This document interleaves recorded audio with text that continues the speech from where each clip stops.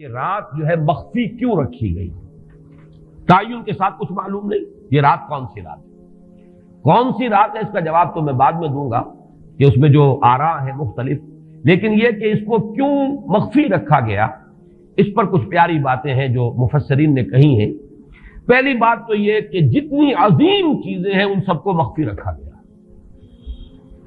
قیامت کب آئے گی؟ مخفی ہے، آئے گی یہ یقینی ہے۔ کب آئے گی؟ یہ تو ان امور میں سے ہے کہ جس کا علم نبی اکرم صلی اللہ علیہ وسلم کو بھی نہیں دیا گیا، جبرائیل کو بھی نہیں دیا گیا۔ چنانچہ حدیث جبرائیل میں واضح طور پر الفاظ موجود ہیں، وَمَا الْمَسْئُولُ عَنْهَا بِأَعْلَمَ مِنَ السَّائِلِ، کچھ معلوم نہیں، نہ سائل کو معلوم نہ مسئول کو معلوم قیامت کب آئے گی۔ اب یہ عظیم حقیقت مخفی رکھا گیا اور اس کا خاص طور پر ذکر کیا گیا سورہ طٰہٰ میں، اَكَادُ أُخْفِيهَا لِتُجْزَىٰ كُلُّ نَفْسٍ بِمَا تَسْعَىٰ۔ اگر تعین کر دیا جاتا تو جو قریب کے زمانے کے لوگ ہوتے وہ تو خوب پھر محنت کرتے آخرت کے لیے، اور ذرا فاصلے والے ہوتے وہ ذرا تساہل کرتے اس کے بارے میں۔ اس کو رکھا گیا ہے، تلوار لٹکی ہوئی ہے، کسی بھی وقت گر سکتی ہے، یہ جیسے گلوٹین کبھی اگر آپ نے دیکھا ہو جس طریقے سے کہ اس کا چھرا گرتا ہے، کسی بھی وقت گر سکتی ہے، لہذا ہر وقت چوکس رہو، چوکنے رہو، جیسے کہ صحابہ کرام کی شان معلوم ہوتی ہے بعض روایات سے کہ ذرا تیز ہوا چلتی تھی تو وہ سمجھتے تھے کہ قیامت آ گئی۔ اس درجے استحضار تھا اعصاب کے اوپر، اس کا اتنا اثر تھا کہ ذرا تیز جھکڑ چلا اور انہوں نے سمجھا قیامت آ گئی۔ تو اس طریقے سے قیامت کو مخفی رکھا گیا۔ اکاد اخفیھا لتجزیٰ کل نفس بما تسعیٰ، نہ آج سے 100 برس پہلے والوں کو معلوم تھا کہ قیامت کب آئے گی، نہ آج والوں کو معلوم ہے، نہ اگر ابھی دنیا کی عمر ہے ابھی 100 برس اور تو قیامت سے ایک دن پہلے بھی شاید یقینی طور پر معلوم نہ ہو سکے کہ کل قیامت آ رہی ہے، تاکہ ہر وقت جو ہے امتحان اتنا ہی شدید رہے، اتنا ہی کڑا امتحان رہے ہر ایک کے لیے۔ لتجزیٰ کل نفس بما تجزیٰ بما تسعیٰ، تاکہ ہر ذی نفس کو بدلہ ملے اس کی سعی کے مطابق۔ اسی طریقے سے موت کا وقت معلوم نہیں، وما تدری نفس بأی ارض تموت، کہاں موت آئے گی کچھ معلوم نہیں، کہاں موت آئے گی، کب موت آئے گی کچھ معلوم نہیں۔ اسی طرح نوٹ کیجئے صلاۃ وسطیٰ، حافظوا علی الصلوات والصلاۃ الوسطیٰ معین نہیں ہے، اس کے لیے آراء اگرچہ ہیں، اکثر آراء جمع ہو گئی ہیں صلاۃ العصر کے بارے میں، لیکن تعین سے حتمی طور پر نہیں کہہ سکتے۔ یہ رائے بھی ہے کہ کوئی بھی معین نہیں، تمام نمازیں جو ہیں وہ صلاۃ وسطیٰ کے حکم میں، بہترین نماز، کوشش کرو کہ پوری محافظت کرو، صرف نماز کی نہیں بہترین نماز کی، ہر نماز تمہاری بہترین نماز ہونی چاہیے، ہر روز روز عید ہو، ہر شب شب برات۔ اگر اللہ تعالیٰ کے ساتھ کوئی قلبی ربط ہے تو ہر دن جو گزر رہا ہے وہ روز عید ہے، اور ہر شب جو گزر رہی ہے وہ شب برات ہے۔ لیکن اگر وہ کہ انسان کو غفلت ان کے قلب پر طاری ہے تو وہ عید کا دن بھی اس کے لیے ایک عام دن ہے، اور شب برات بھی اس کے لیے ویسی ہی ایک رات ہے جیسی کہ ہر روز آتی ہے اور چلی جاتی ہے۔ اس اعتبار سے اس کو بھی خاص جو ہے معین نہیں کیا گیا صلاۃ وسطیٰ کون سی ہے۔ اسی طرح بعض روایات میں جو آتا ہے اسم اعظم، اللہ کا ایک نام ایسا ہے کہ اس کے واسطے سے اللہ سے جو بات مانگی جائے وہ رد نہیں ہو، لیکن وہ کون سا نہیں بتایا گیا۔ اقوال ہیں، اندازے ہیں، حی و قیوم پر زیادہ، الحی القیوم پر زیادہ لوگوں کا جو ہے وہ اجماع ہوا ہے، لیکن یہ کہ یقین سے نہیں کہہ سکتے۔ تو اسی میں اس کو بھی نوٹ کر لیجئے کہ اس کو مخفی رکھا گیا ہے لیلۃ القدر کو۔ لوگ زیادہ سے زیادہ محنت کریں، زیادہ سے زیادہ مشقت کریں، اس کے لیے جو بھی اس کی قدر و منزلت سے کسی درجے میں آگاہ ہے، وہ اگر معین ہی ہو جاتا کہ ایک شب یہ ہے تو پھر تو سب کے سب اس رات میں محنت کر لیتے، باقی راتیں جو ہیں وہ پھر سونی اور ویران گزرتی۔ لیکن یہ کہ مطلوب یہ ہے کہ زیادہ سے زیادہ راتیں آباد ہوں، زیادہ سے زیادہ راتوں میں ذکر ہو، عبادت ہو، دعا ہو، اس لیے اس کو مخفی رکھا گیا، یہ حکمت ہے۔ اس میں بھی ایک عجیب نکتہ ہے جو امام راضی رحمۃ اللہ علیہ نے بیان کیا ہے، اور حوالہ اگرچہ نہیں دیا اس حدیث کا، لیکن ایک روایت کے حوالے سے بات بیان کی ہے کہ اس کے ظاہر نہ کرنے میں بھی اللہ کی ایک شفقت اور رحمت ہے بندوں کے حق میں، اس لیے کہ اس کی قدر جتنی زیادہ ہے اتنی ہی اس کی ناقدری پر سزا ہوگی۔ اگر معلوم ہو کہ یہ شب ہے اور اس کی ناقدری کو انسان کرے تو گویا کہ پھر وہ اتنا ہی زیادہ مورد عقاب اور مورد سزا بن جائے گا۔ اس کے لیے ایک بڑا پیارا واقعہ نقل کیا امام راضی نے کہ حضور صلی اللہ علیہ وسلم حضرت علی رضی اللہ تعالی عنہ ایک روز مسجد میں داخل ہوئے، ساتھ ہی آئے ہیں، دیکھا کہ ایک شخص سو رہا ہے، نماز کا وقت ہو چکا تھا۔ حضور نے حضرت علی سے فرمایا کہ اسے جگا دو، اسے ہوش میں لے آؤ تاکہ یہ وضو کرے، نماز کے لیے تیاری کرے۔ حضرت علی نے امتثال امر کیا، جا کر جگا دیا۔ لیکن پھر ایک سوال کیا حضرت علی نے کہ حضور آپ تو خود نیکی کے کاموں میں بہت سبقت فرمانے والے ہیں، سباق بالخیر یہ لفظ آئے، سبقت کرنے والے بہت کثرت کے ساتھ، تو آپ نے یہ جو ہے یہ کام خود کیوں نہیں فرمایا اور مجھے کیوں اس کے لیے آپ نے حکم دیا؟ آپ خود بھی اسے جگا سکتے تھے۔ آپ نے فرمایا کہ تم اس کی حکمت کو سمجھ لو، میرے جگانے پر اگر وہ نہ جاگتا اور انکار کر دیتا تو کفر ہو جاتا اس کے حق میں، اور تمہارے جگانے پر اگر کوئی تساہل سے بھی وہ کام لیتا تو وہ کفر نہ ہوتا۔ تو یہ ایک فرق ہے کہ اللہ تعالیٰ کی طرف سے ایک شفقت ہے کہ حضور صلی اللہ علیہ وسلم جگاتے اور کسی درجے میں وہ انکار کر دیتا۔ کبھی ایسا بھی ہوتا آدمی نیند میں ہے اور وہ کہتا جاؤ جاؤ مجھے آرام کرنے دو، تو اگر میرے ساتھ یہ معاملہ ہوتا تو وہ کفر کے درجے کو پہنچ جاتی بات، لیکن اگر تمہارے ساتھ یہ معاملہ ہو بھی جاتا تو اس درجے شدید نہ ہوتا۔ تو گویا کہ حضور نے اس شخص پر شفقت کے اعتبار سے یہ شکل اختیار کی کہ خود نہیں جگایا، بلکہ یہ کہ حضرت علی رضی اللہ تعالیٰ عنہ کو حکم دیا کہ اسے جگا دو۔ تو یہ نقطہ کہ لیلۃ القدر کے اخفاء میں یہ بات بھی ہے کہ اگر اس کو عیاں کر دیا جاتا، معین کر دیا جاتا، تو پھر جو لوگ اس سے غافل رہتے پھر وہ بہت سخت ناقدری کا ارتکاب کرتے اور بڑی سزا کے مستوجب ہو جاتے۔ اب چھٹی بحث ہے کہ وہ رات کون سی ہے۔ اگرچہ ایک رائے شاذ یہ بھی ہے کہ وہ رمضان سے باہر کی رات بھی ہو سکتی ہے، لازم نہیں ہے کہ رمضان ہی کی کوئی شب ہو۔ اس میں چونکہ بعض حضرات نے ایک روایت کی وجہ سے جسے ہم شب برات کہتے ہیں، لیلۃ البرات، یہ شعبان کی 15ویں شب، درمیانی شب، اور اس کے بارے میں ایک روایت موجود ہے حضرت عائشہ صدیقہ رضی اللہ تعالی عنہا کی کہ رات کے وقت ان کی آنکھ کھلی اور وہ باری آپ ہی کے پاس شب باشی کی تھی حضور کی، تو حضور موجود نہیں تھے، تو تشویش ہوئی کہاں گئے۔ تو جب تلاش کی گئی تو معلوم ہوا کہ حضور جنت البقیع قبرستان میں پہنچے ہوئے ہیں اور وہاں آپ ان کے لیے جو بھی وہاں دفن ہیں ان کے لیے استغفار فرما رہے ہیں۔ جب پوچھا گیا معاملہ کیا، تو آپ نے فرمایا یہ بڑی عظیم رات ہے اور اس رات میں فوت ہونے والوں کا فیصلہ ہو جاتا ہے، پیدا ہونے والوں کا فیصلہ ہو جاتا ہے۔ تو اب وہ بھی ایک لیلہ مبارکہ، اسی وجہ سے بعض لوگوں نے وہ جو سورہ دخان کی ابتدائی آیات ہے انا انزلناہ فی لیلۃ مبارکۃ،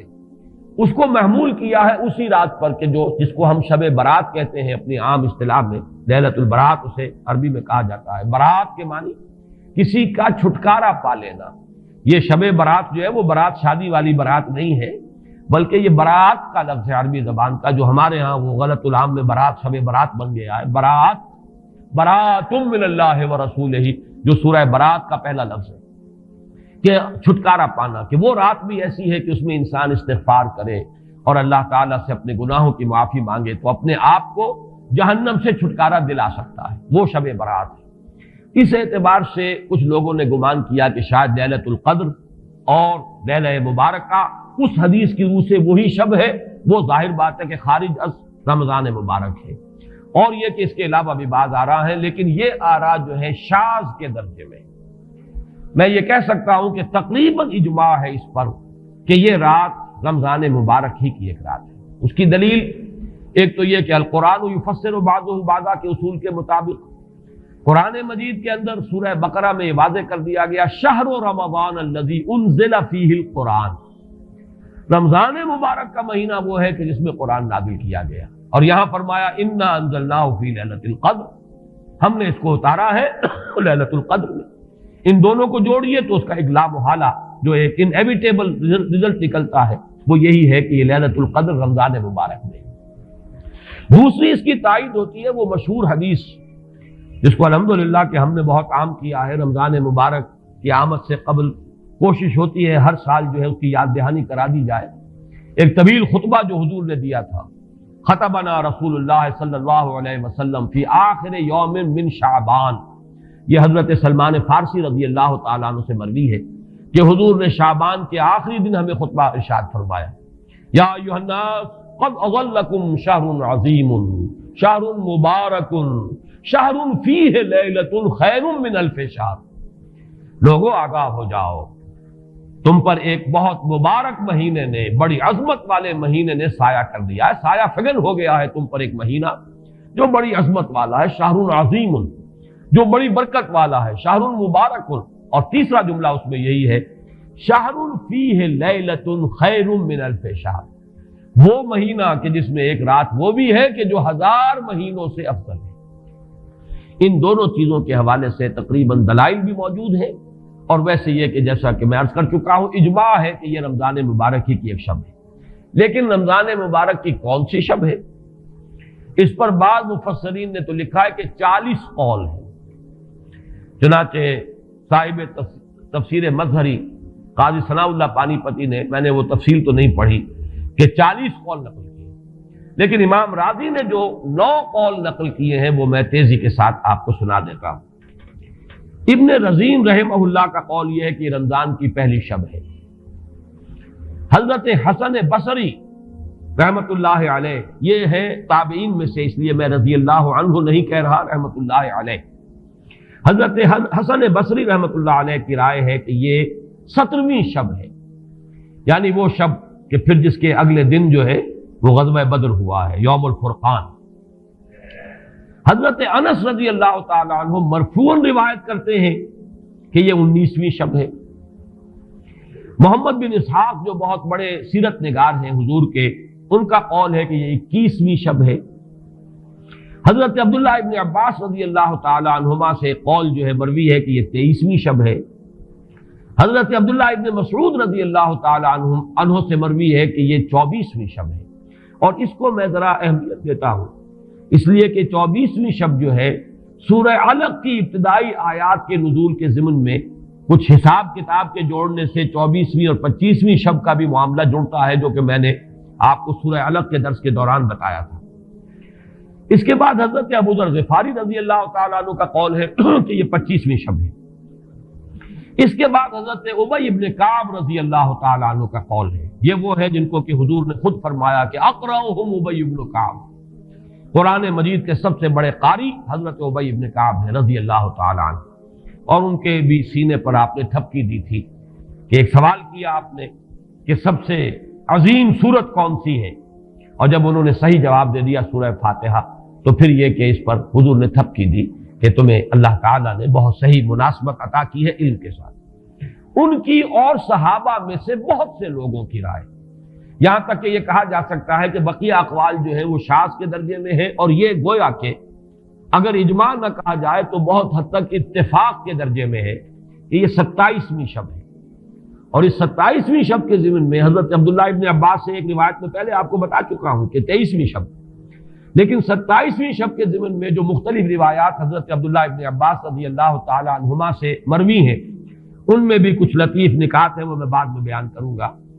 اس کے بعد ایک شاذ قول اور بھی ہے کہ یہ 29ویں شب ہے۔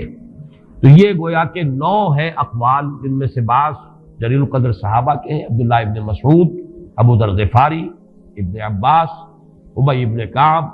لیکن یہ ہے کہ سب سے زیادہ جو اتفاق اگر اجماع نہ کہا جائے تو 27ویں شب پر ہے۔ اس 27ویں شب کے بارے میں حضرت عبداللہ ابن عباس نے 3 نکتے بیان کیے۔ ایک نکتہ تو یہ ہے کہ یہ پوری سورہ مبارکہ جو ہے سورۃ القدر، اس میں 30 الفاظ ہیں، اور ان 30 الفاظ میں سے 27واں لفظ ہے ہیا حتی مطلع الفجر، یہ 27واں ہے۔ اس کے اعتبار سے گویا کہ انہوں نے ایک ربط قائم کیا ہے کہ یہ 27ویں شب ہے۔ ایک بات انہوں نے یہ کہی ہے کہ اللہ تعالیٰ کو وطر محبوب ہے، اللہ وطر و یحب الوطر، اللہ خود بھی اکیلا ہے اور وطر کو پسند کرتا ہے۔ پھر یہ کہ وطر جو ہے اب رمضان مبارک کے اندر اگر وہ وطر شمار کیے جائیں گے تو 14-15 وطر بن جائیں گے،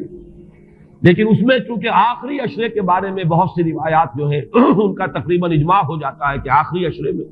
تو آخری عشرے میں بھی 5 وطر آئیں گے، 21ویں، 23ویں، 25ویں، 27ویں، 29ویں۔ لیکن حضرت عبداللہ ابن عباس کہتے ہیں کہ 7 کا ہندسہ اللہ تعالیٰ کو بہت پسند ہے، اور بہت سی چیزیں جو ہیں عالم تکوینی میں بھی اور عالم تشریعی میں بھی بہت سی چیزیں وہ ہیں کہ جو 7 کے ہندسے کے ساتھ وابستہ ہیں۔ 7 آسمان ہیں، 7 زمینیں ہیں، ہفتے کے 7 دن ہیں، طواف کے 7 شوط ہیں، سعی بین صفا والمروہ وہ بھی 7 مرتبہ ہے، ادھر سے ادھر، ادھر سے ادھر 7۔ اسی طریقے سے سجدے کے اعضاء بھی 7 ہیں، تو اس سے انہوں نے پہلے وطر اور وطر کے بعد 7 کا ہندسہ، رمضان کے آخری عشرے کی وطر راتیں اور ان میں 7ویں رات یعنی 27ویں شب، وہ اپنے اس حساب کتاب سے بھی. اور جب انہوں نے یہ بات بیان کی تو حضرت عمر رضی اللہ تعالی عنہ نے ان کی تحسین کی تھی. آخری بات اور بھی کہی گئی ہے کہ لیلۃ القدر جو ہے اس کے اندر حروف کو اگر شمار کیا جائے تو 9 بنتے ہیں، اور یہ لیلۃ القدر اس سورہ مبارکہ میں 3 مرتبہ آیا ہے. انا انزلناہ فی لیلۃ القدر وما ادراک ما لیلۃ القدر لیلۃ القدر خیر من الف شہر. اس اعتبار سے بھی 3 کو ضرب دی جائے 9 سے تو وہ بھی 27 کا عدد بنتا ہے. بہرحال یہ میں نے جیسا کہ عرض کیا تھا کہ ان کا کوئی تعلق نہ صرف سے ہے، نہ نحو سے ہے، نہ روایات سے، لیکن بہرحال حضرت عبداللہ ابن عباس کا ایک ذوق ہے. اس کو آپ ذوقی باتیں بھی کہہ سکتے ہیں، لیکن یہ کہ حضرت عبداللہ ابن عباس کی ذوقی بات ہے، لہذا اس کا کم سے کم تذکرہ ہو جانا چاہیے. ایک بحث یہ ہے کہ اہی باقیۃ ام لا، کیا یہ رات جو اس کی عظمت تھی یہ باقی ہے یا صرف وہی رات جو تھی جس میں کہ قرآن مجید نازل کیا گیا وہی عظمت کی حامل تھی. انا انزلناہ فی لیلۃ القدر، یا یہ کہ اب بھی ہر سال یہ رات آ رہی ہے تو اسی عظمت کی حامل ہے، اسی قدر و منزلت کی، اسی برکت کی حامل ہے. اس پر بھی تقریباً ایک اجماع ہے کہ یہ لیلۃ القدر باقی